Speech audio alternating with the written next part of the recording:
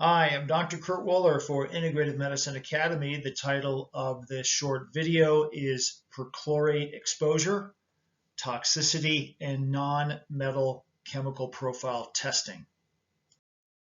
So Great Plains Laboratory has a very comprehensive urine profile called the Toxic Non-Metal Chemical Profile. And it looks at a number of different environmental chemicals that are quite common, unfortunately, to be exposed to, from organophosphate pesticides to pyrethroid insecticides, something called 2,4-D, which is a weed killer, and others, and including a chemical called perchlorate. So let's look at perchlorate here, which unfortunately is fairly common when you actually do these tests on patients, not only here in North America, which we're in the United States, but around the world. You'll actually see perchlorate show up, fairly commonly.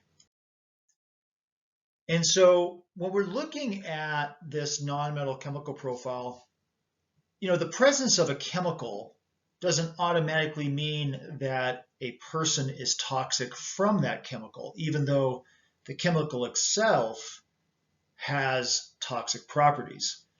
But generally, the longer these things reside in our body, the greater potential they have of causing problems. And that is certainly the case of perchlorate.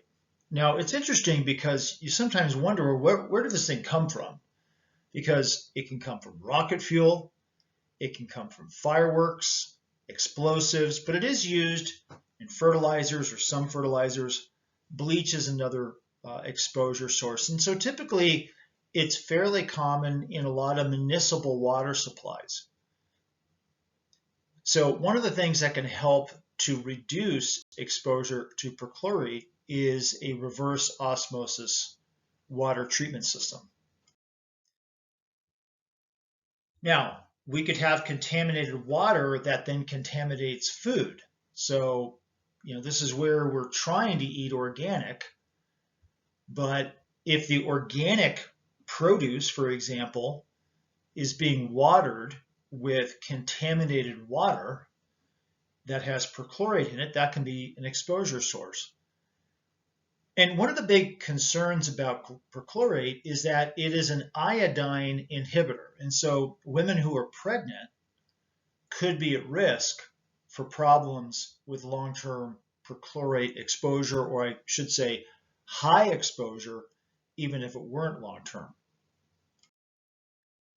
So it will disrupt thyroid function, or I should say can disrupt thyroid function. So it's something to consider in anybody a woman who's pregnant, if you have a practice where you're checking levels like that or trying to do some preventative things, or about to become pregnant. But the reality is that because it's an iodine inhibitor, it could affect really anybody with regards to their thyroid function.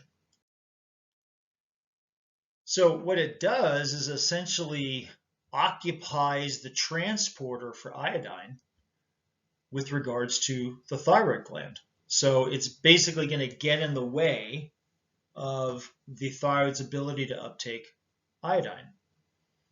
So typically, about a half a teaspoon or so of iodized salt, they feel, at least according to the CDC, is enough in most circumstances to prevent against some low-level perchlorate exposure on thyroid function. But everybody's going to be a little bit different. And so one of the things that you need to be aware of, again, is the level sometimes on the test can be misleading, because just the presence of the chemical doesn't automatically mean it's causing thyroid, but it certainly could. And so one of the things to consider doing is, thyroid testing and looking at that from the clinical standpoint. And making sure people's iodine status is certainly sufficient and adequate. Now, one of the other things that perchlorate can do, and there's other conditions, is it's known to be toxic to the lungs, so it potentially could damage the lungs, and also cause bone marrow failure leading to something called aplastic anemia. So there are some other considerations here with perchlorate exposure. We have a course through Integrative Medicine Academy called Toxicity Mastery Course. This is a very in-depth course on laboratory testing for toxins, looking at chemicals, heavy metals, mold, mycotoxins, as well as detoxification strategies, metal chelation, sauna therapy, treating mold, mycotoxin issues, antifungals, binders, etc. So for more information about the Toxicity Mastery Course through our Integrative Medicine Academy, you can go to toxicitymasterycourse.com.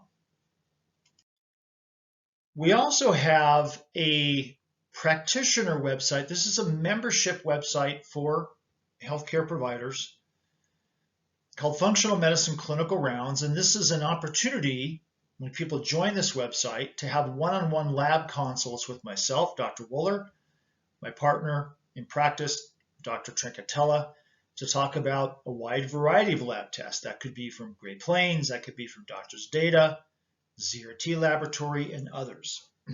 We could talk about cases, we can troubleshoot issues, clinical pearls, all of that's available through these one-on-one lab consults. We also have some educational material that is added on a continual basis into this website. Short educational videos, downloadable documents, etc. In addition to all that, we have a forum. So this is a forum that you as a practitioner can post questions to us, create an ongoing dialogue for whatever questions you have, and we'll do our best, obviously, to answer those questions.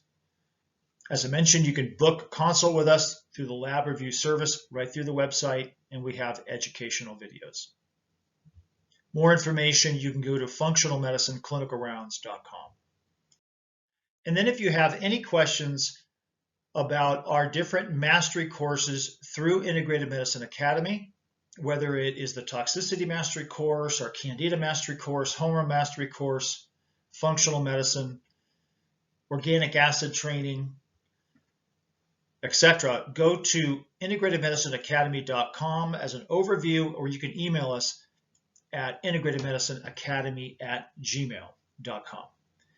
Again, I'm Dr. Kurt Woeller for Integrative Medicine Academy. Thank you.